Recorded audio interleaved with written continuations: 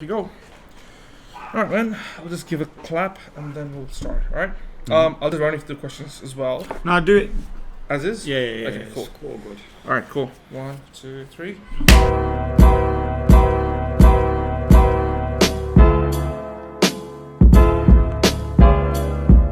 Welcome to another edition of the Plaantik podcast. I'm your host, Tausif Akkas, and today I have someone that most United fans would know, but also generally if you're in the football scheme of things, would know him as well.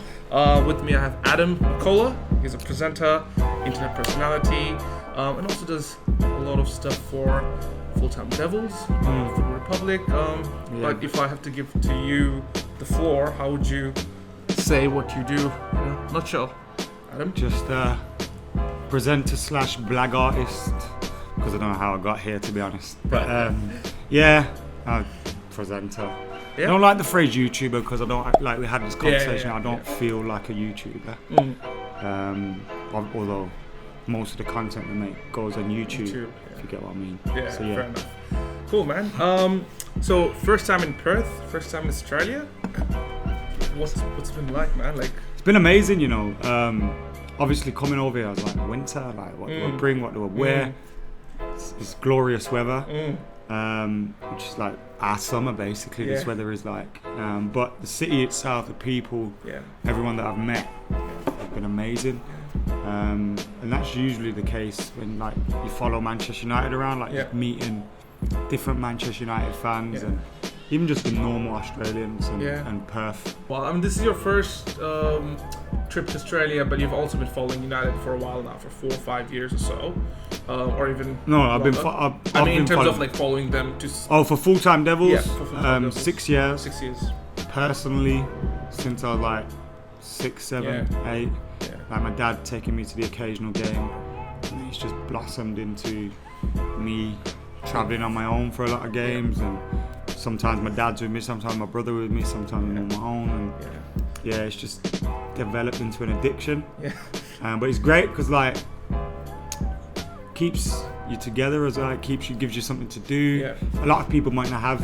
Obviously, I have more in common with my father and stuff, but a lot of people might not have that.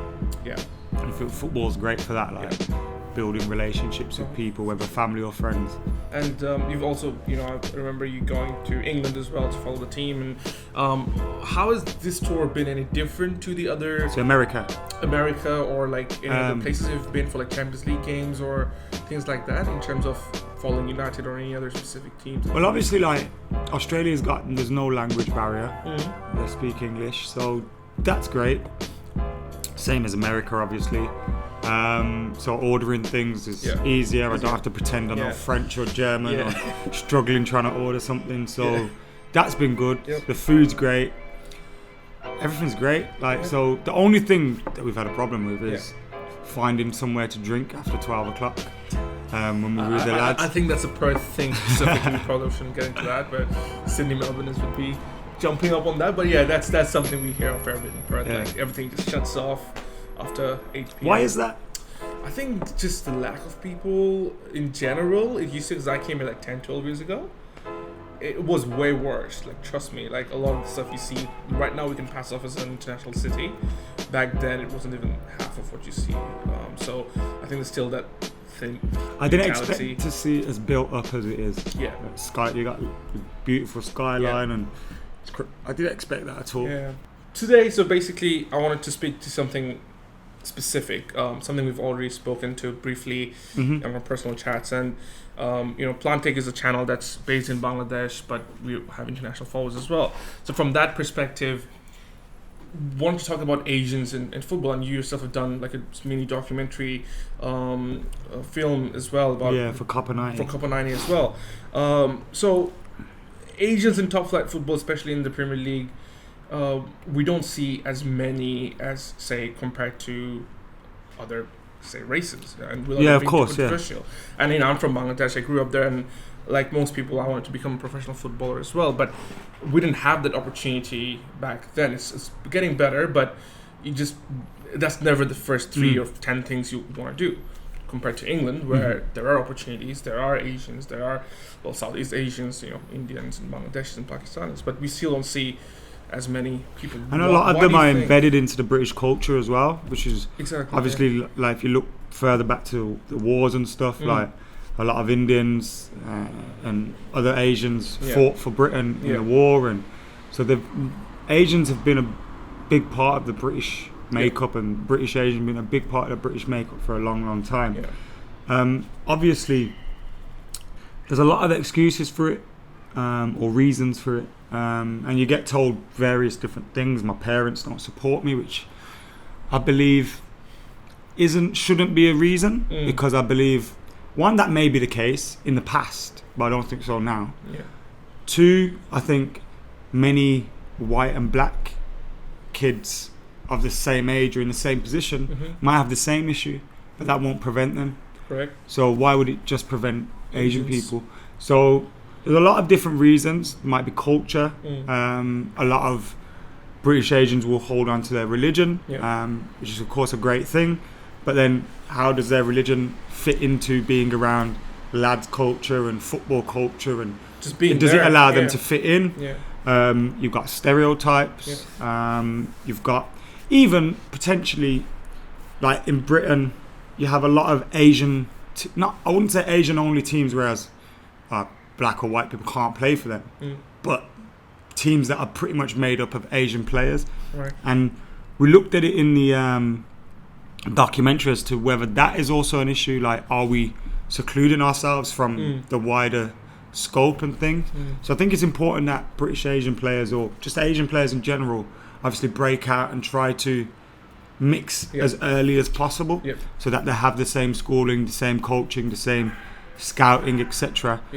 But stereotypes is a major issue as well, I think. And you get the common, like, I think black players, we look at the stereotypes that they unfortunately, like when people describe Paul Pogba, they don't describe the finesse that he has, the skill that he has. They describe his athleticism, his pace, his power. And whilst that's a stereotype, some may see it as a positive stereotype, whereas Asians have a negative stereotype by he's too skinny, he's not quick enough, he's not hard enough, he's not strong enough, or so there's various different reasons.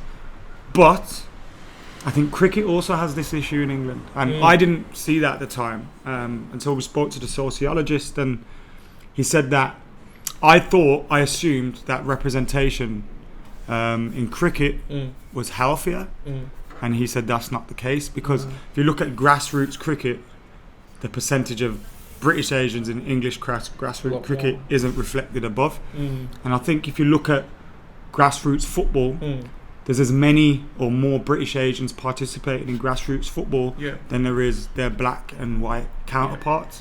So that's also an issue. But how do you resolve that? Like, because if you can't just, I didn't make the documentary with the intention of saying, everyone's racist. Because a lot of that doesn't resolve anything. No. Of course, that might be part of it, and I believe it is part of it. But I think some of the racism isn't malicious. It's probably just subconscious. While some of it may be malicious. And it works both ways as well. Like, I think it's just a messy issue. I would like to see more done about it. But then I also disagree with things like the Rooney Rule. I don't believe you should get an interview just because you're a minority. Or the Rooney Rule in England has been introduced because what we see at the moment is that there's a lot of black football players in England, but that's not filtering through to coaching and management positions. So in England they have, I think they've introduced the Rooney Rule where you have to interview a black or minority ethnic group kind of when you do it for jobs. So if you're interviewing 3 people, one of them has to be. Now, I disagree with that because I feel like if you're interviewing them just to tick a box, you're not going to give them the job. No. But then some others may say, well, you're giving them the experience of being interviewed, you're getting their foot under the table, so you're getting them in the door. So it's a balancing act. But I do think the Asian community can do more, and I do think the footballing community can do more. But I think it's the footballing community to reach out to try and make that happen. And hopefully that happens over the next coming years. But the problem is, and I knew this when we made the doc, it was just something I'm passionate about, that a lot of these documentaries or articles or stories come out. There's a doctor, I think Dr. Kilvington did great research into it, but nothing happens after that. It's the same with Kick It Out, racism and all that. It's populist at times and then goes quiet.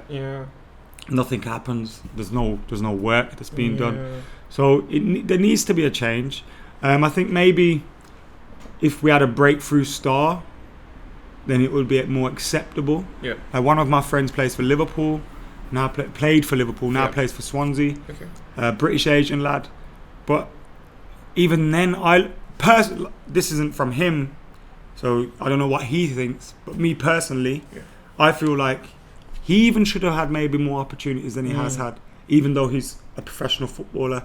So these things do have an effect, I think. But it's about how you make that change and how making positive change. And I think the British Asian community can probably do a lot more to help themselves. But it's incredible because if you look at India, Pakistan, Bangladesh and other Asian areas, there's such a demand for football. So if one of these football clubs were to have an Asian lad in their team, it'd be financially very lucrative to them. And I know football teams are businesses ultimately.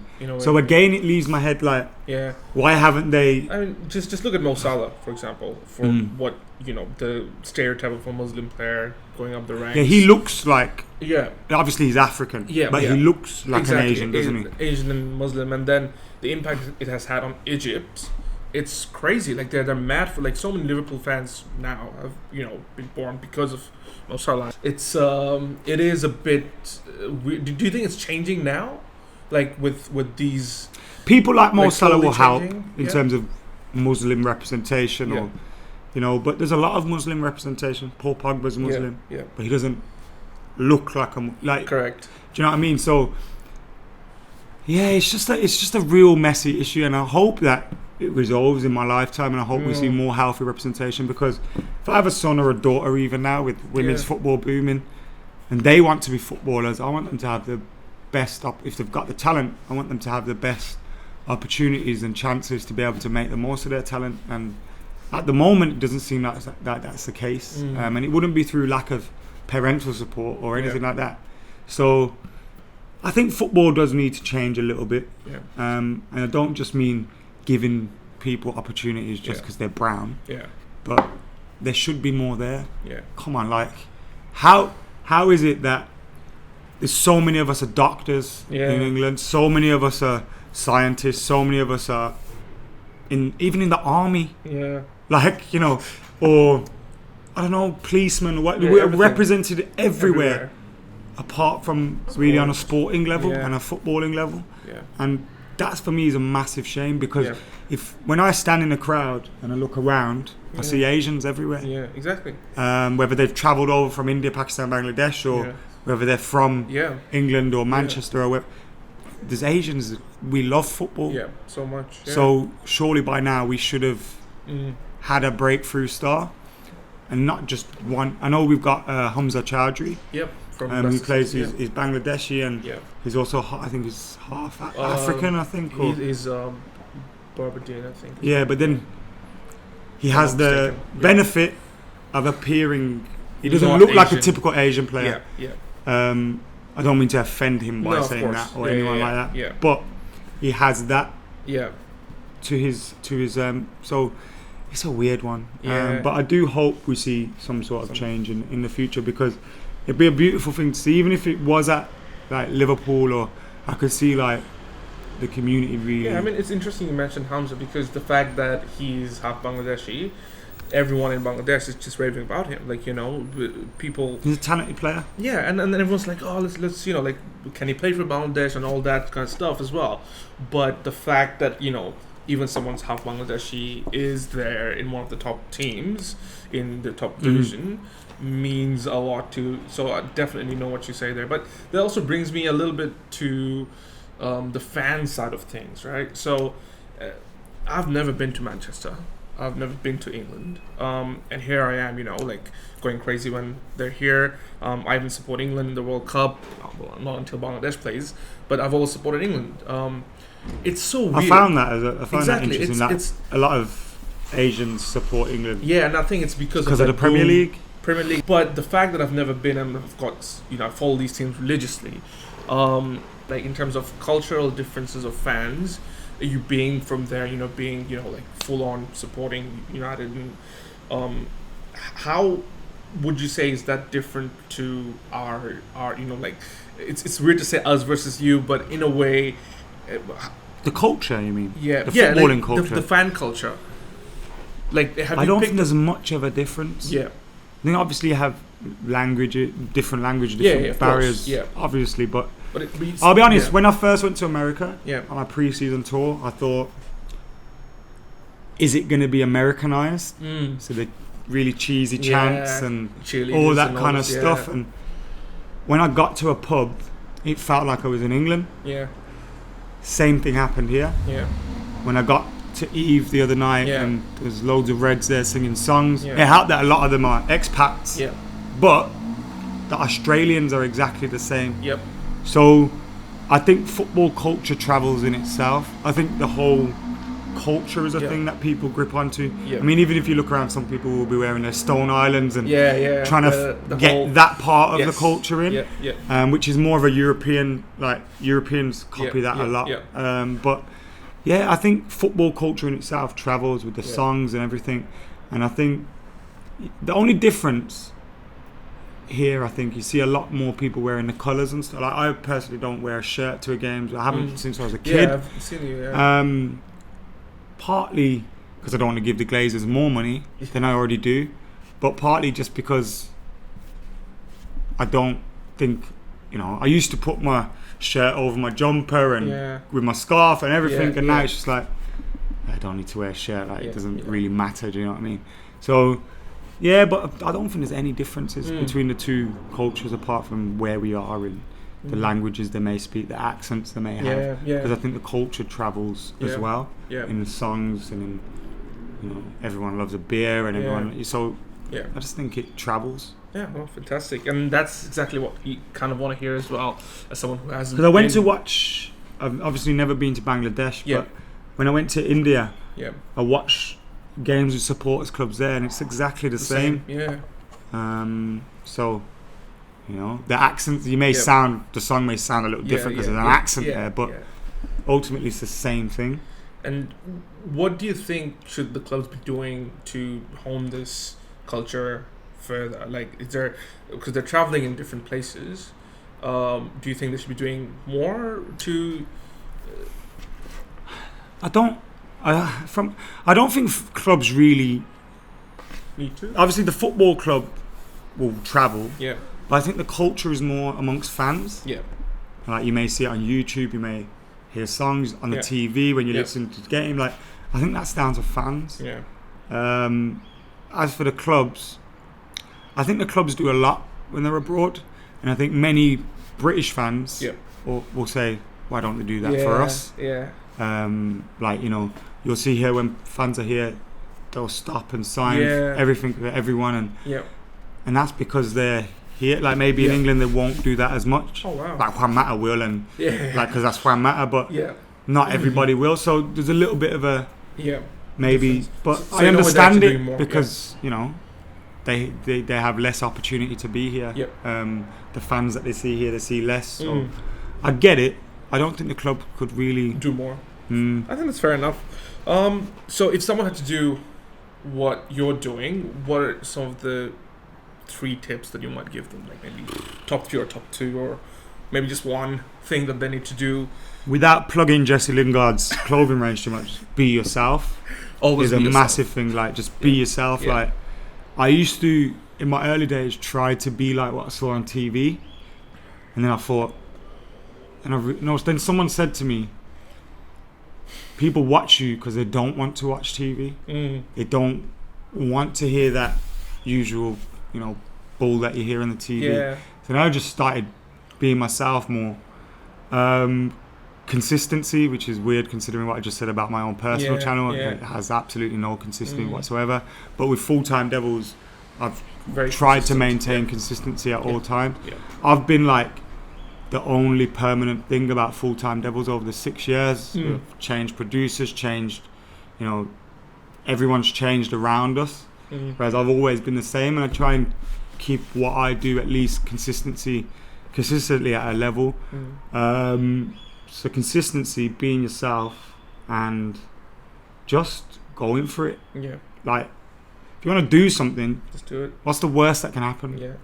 Like, really, what is the worst that can happen? Yeah. Like, I went back to my day job and carried on working with my dad. Like, and that wasn't a bad thing for me. So just go for it, man. Just grab it by the balls and just do it. You know what I mean? Like, there's no other thing. And it's like, whether I get 5,000 views, 5 views, 5 million, you still do it. It doesn't change a thing. Whether you're on 500,000 subs or 5 subs, it doesn't matter.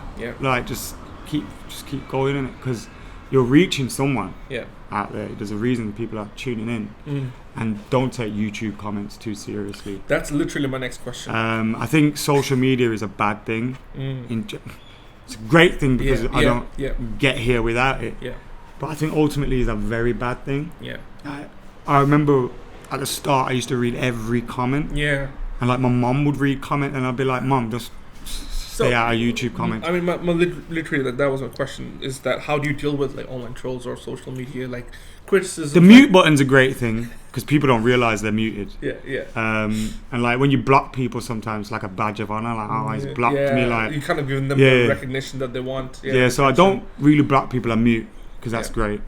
But just ignore it. Like, a lot of people are unhappy with life, or half the time they don't even mean it. Or like, it's just, they might say something stupid to you at the time, and then when they meet you, they shake your hands. Now that's real two-faced in a way. Have you had that in the past, or I know that I have had that in the past.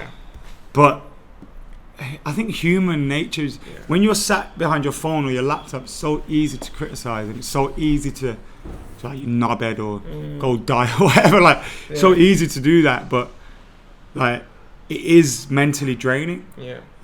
If you read it all the time, and I think sometimes you can be in a dark, it can take you to a dark place, and it's not a place you really want to go, where you're really concerned by what people think of you online. People that don't care about you, you're never probably going to meet them.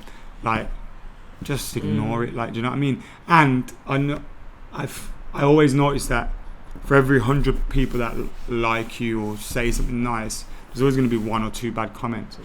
But human nature is, you're usually zoning on those bad comments, which is it's just, I think that's just humans. Have you had a case where, you know, like, you might have done something actually negative objectively that has got like more negative reception than positive? Do you then look towards, you know, those negative comments and say, okay, maybe I should change this, or do you just go, no, you know, I'm just gonna keep doing what I do? With me, I've got a clean heart in it. I try and just live clean-heartedly. So like, as a kid I may have, you know, judged people or whatever, but now it's just like, just go straight. Like, so I just be myself, and if that doesn't make people happy, then fuck them ultimately. Like, they're not gonna change anything for me. So fair enough. What was your biggest failure, and how did you learn from it? Could be anything, personal, professional. If you have one, or if you don't, you can move on. I mean, if you had to think like one low point of your professional life and you just climb back up. I didn't have, it's not a failure as such, like, but I remember when I left university, I think everyone goes through this in life where like you just feel like a bum, and you just think like, what am I doing with my life? Like, where am I gonna go? And I was in a little bit of a dark place after university, where it was just kind of like, I didn't have any self, I didn't have any value in myself, or it was just weird at a time. I think that's hard to deal with. Like, you know, when you don't know where you're going in life, like, what is my purpose? What am I meant to do? Like, I think finding a purpose really helps. But and what's yours right now? Just enjoying it. And one thing about me, I find it bad and good at the same time, is I always fear things will end horribly, whether it's a relationship, a friendship. So you didn't take it for granted. You just like my job. Like, I always fear it will end. So if tomorrow someone said to me, "Oh, you're not on full-time Devils anymore," I'd just be like, wow, it's been a great ride. Thank Yeah. you very much. Like, I didn't ever think I would be doing half of these things anyway. So thanks and bye. Yeah. It still really hurt, Yeah. but I would have enjoyed it for what it is because I never expected it to last this long. I never expected to be able to interview Eric Cantona and meet all my favourite players and, you know, speak to all these Manchester. I never imagined any of that. Yeah. So, like, if it ended tomorrow, I'd be happy. Yeah. Like, in a weird way. Yeah, because I've got a real bad, like, mentally, I just think everything's going to just collapse. Yeah, fair enough. And it's just it's weird, but it's good. But it also drags you. Keeps me on my toes, like, a little bit, good. which is fantastic. Good. Yeah. So some quick ones now. Current favorite footballer who's not at United. Don't have your favorite player that you like. I probably can't say Ronaldo, right? Because he is Man United. True. Like, he's United.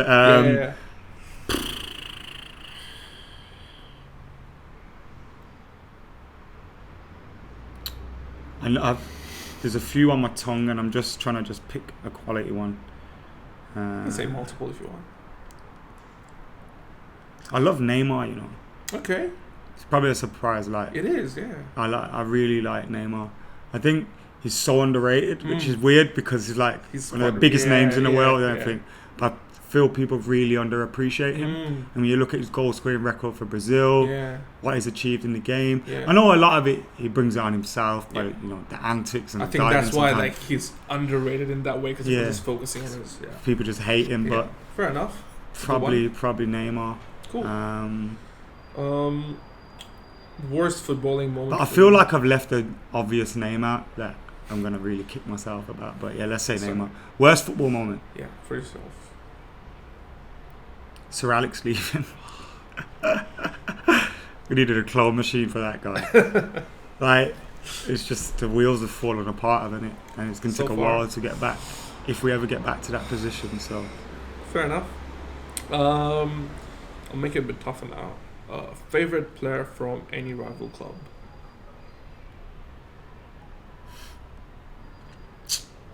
It doesn't have to be favorite, like someone you really rate or would have at United. There was someone, you know, Fernando Torres, when he went to Liverpool. I know he's not current, but I used to I adored Torres when he was at Atletico Madrid. Yeah. And I used to think, I want David De Gea, I want Torres at United. Yeah. We got David, and I remember he went to Liverpool. I just remember really thinking like we missed out on one there with Torres, and obviously he was great at Liverpool. Did not so much after, but Chelsea, like Fernando Torres was like, great. Say from now, like it's gonna make it really hard. You don't have to share it with full-time Devils. So I'm trying to just think like. So City, Liverpool, Chelsea. Sergio Aguero. That's one. I think he's the best striker in the league. Yeah, by far. For me as well. Sergio Aguero is just class. Unfortunately. And from Atletico Madrid again, they just make these strikers like. And we had Falcao. It was okay, but Falcao was like the one move I really wanted to come good. Yeah. Final one. Your house is burning down, and you can only pick 3 football jerseys. Which ones do you save? My 99 shirt. Because it's my dad's. My 99 shirt obviously wouldn't be so big. I just lost mine like 2 days ago. Yeah, so basically my dad's giving me his 99 shirt to get as many signatures on as possible. So far I've got like 4 or 5 of the players. So like I'm trying to get that with everyone's signature. That would be one. The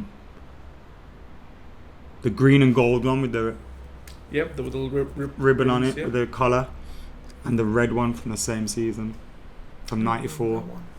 No, it's not 94, yeah. Probably not the same season, but the one that we won the FA Cup in. That's like that's the first cup final I can remember. And I don't know if the FA Cup was ever a massive thing for you guys. Like for us, it used to be like the best thing ever, like because the cup final used to always be televised on terrestrial TV, and I just remember like watching the bird's eye view of the buses driving into Wembley. I think it's more of a local thing, because for us, because I started watching football seriously from when it was like 2000, so right the year after the 99, and I didn't know about the 99 back then. It was more, so Yeah, it wasn't the FA Cup for us that was that big. But yeah, I can totally get... We beat Chelsea 4-0. Cantona scored a couple of penalties. That was... Yeah, we like, football. Yeah. That was like my favourite team. Mm. My favourite player of all time, Beckham, but Yeah. that was my favourite team. Yeah. Like, that team was... Did you meet Beckham? I'm not... I've, like... So there's a video on Copper 90 of that Poet and Vuj did. Mm. And Beckham walks through the mix zone and he walks straight past me and you see me just go, oh shit, there's Beckham. Did you get a photo or anything? No, I've never had a But you're in the chance same to. vicinity. Like I shook his hand, but like it was like getting ushered through this I'm sure. big space, like no one stop him and all that. Yeah. So yeah, David Beckham is my ultimate. If I Same. interviewed David Beckham, I'd quit. Like seriously, like If I could touch David Beckham, I'd just quit. quit everything. just quit life. It's completed. No, same boat. Look, we got a game to catch soon, so I'll wrap it up now. But one final question, like on a positive note, what's it like you said, interviewing people you looked up to, and just not just in football, but just meeting all these people who, like Anthony Joshua and just others in the game. Like what's it like doing that for a living? It's surreal. Obviously, most of the time we're not doing that. Yeah. Those are like the Yeah. standout moments. Yeah. But like interviewing Cantona was cool. Yeah. He was just everything you imagined before you met him. Yeah. So when you think of what someone's gonna be like before you met him, Yeah. he had the aura, he had the strut, and he was just a very nice guy. Yeah. And we were having like a drink with him, and Yeah. it was just weird. Yeah. And he followed us on full-time. He follows like 10 people on Instagram. Oh no. And he followed us on there and he likes all our pictures. And so once I uploaded a picture of my face and he liked it, I was like, oh, Cantona likes my face. But like, yeah, Juan Mata was absolutely legendary. He's such a good guy. So good. And I think, yeah, like, obviously sometimes because players are under... You might go and meet them and they've had a whole media day where they've done 6 hours of interviews and they're just short and sharp and very understandable. Yeah. And not everybody they meet is as fanatical about them as me. Yeah. Like they may be journalists, they may be...